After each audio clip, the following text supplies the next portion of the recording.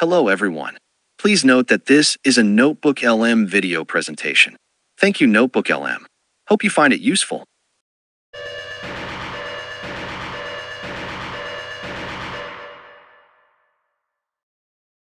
Hey everyone, and welcome.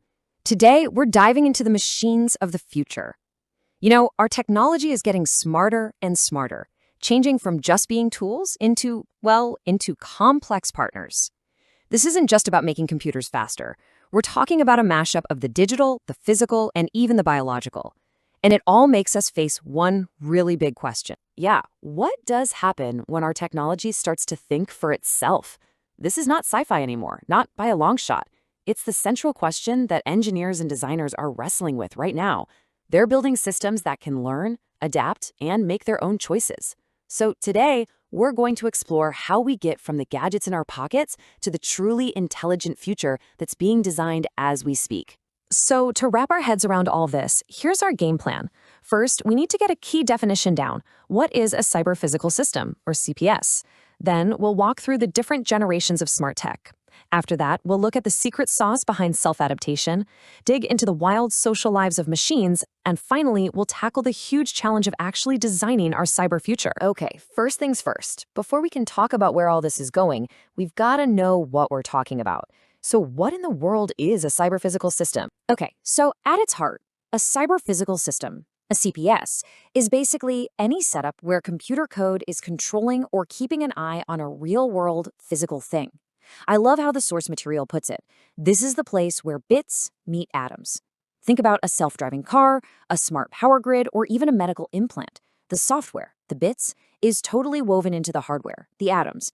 That's what lets them respond to the world around them in real time. Right, but not all of these systems are created equal. Just like our phones or computers, they're evolving. And researchers see this happening in these really distinct stages or generations. Each one is a major leap forward in how smart and independent these systems can be. It all starts at what you could call Generation 0. Think of a basic factory robot just doing the same programmed task over and over. Then first-gen systems added self-regulation, like your thermostat at home. But the real jump, the big one, happens with second-generation systems. They become smart. They're self-aware and can actually adapt to things they've never seen before. And if we look further out, third-gen systems are going to be cognizant, able to evolve on their own, and a far future fourth gen could be truly intelligent, making its own decisions with zero human help. And this is where that jump-in capability gets super clear. First-gen systems, they just tune themselves inside the roles they're given. But second-gen systems, they adapt their whole behavior based on new information. And third-gen systems will be able to evolve their own internal roles. Basically, we're going from systems that just follow the playbook to systems that can rewrite the playbook entirely. So let's zoom in on that critical leap, the one that makes a second-gen system smart. The whole thing is built on this idea of self-adaptation. So how does a machine actually learn to change itself? Well, it boils down to this really neat feedback loop. First, the system monitors what's going on, both in the world and inside itself. Then, it analyzes all that data to figure out, okay, what's happening here? Based on that, it plans what to do next. And finally, it executes that plan, making a real change in the physical world. And this loop just goes on, letting it react to pretty much anything without a person having to jump in. Now, a key piece of tech that makes this possible is the digital twin. But you gotta be careful not to mix it up with a digital shadow. A digital shadow is like a one-way street. Data goes from the real-world object to a digital model. It just observes. A digital twin, though, that's a two-way conversation. Data flows back and forth. This is huge because it means the digital model isn't just watching, it's sending commands back to control the physical object.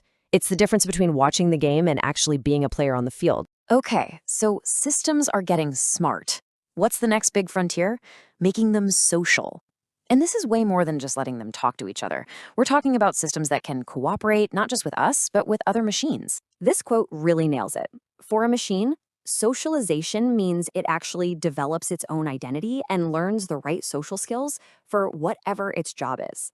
So, imagine a team of rescue robots. They don't just send messages back and forth. They have to understand their roles, coordinate what they're doing, and adapt to how the rest of the team is behaving. So what does it even take to make a system social? Well, the research points to some things that sound surprisingly human. It's not just about grouping up.